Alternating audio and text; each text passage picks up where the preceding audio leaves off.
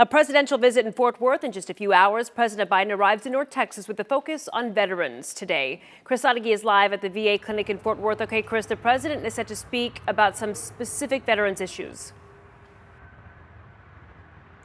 Yes, Kara, and if you listened to the State of the Union last week, you heard the president talk about the impacts of burn pits on veterans' health.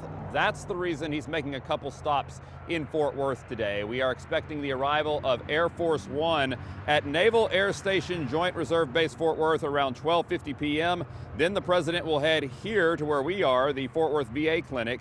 After his visit here, he heads to the Tarrant County Resource Connection at 2:30 p.m., where he will talk about his visit and the purpose behind it. Finally, he departs Fort Worth around 4:40 p.m. He's expected to talk to veterans and caregivers about the health impacts of burn pits and expanding the benefits to those hurt by them, a common practice in Afghanistan and Iraq to get rid of tires, waste, and other toxic materials. Burn pits are connected to health issues among veterans. The U.S. House recently approved $300 billion over the next 10 years in a bill to fund better services to veterans who were exposed.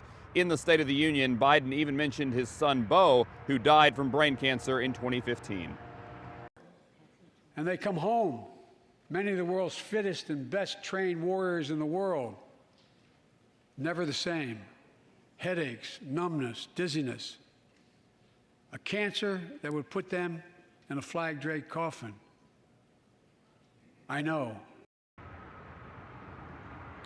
One thing not on the president's itinerary in Fort Worth today, any discussion of Ukraine or Russia, but that is not stopping a Granberry family from trying to reach him and get a message to the president. We'll talk about that coming up here in 30 minutes. Karen, Sonia. Thank you, Chris. And this week's episode of Y'all-itics goes much deeper into the issue. The Jasons talked to a U.S. Army veteran suffering from long-term impacts of burn pits, and now he's making his case to the U.S. Supreme Court. You can listen to the full episode by downloading it wherever you get your podcasts.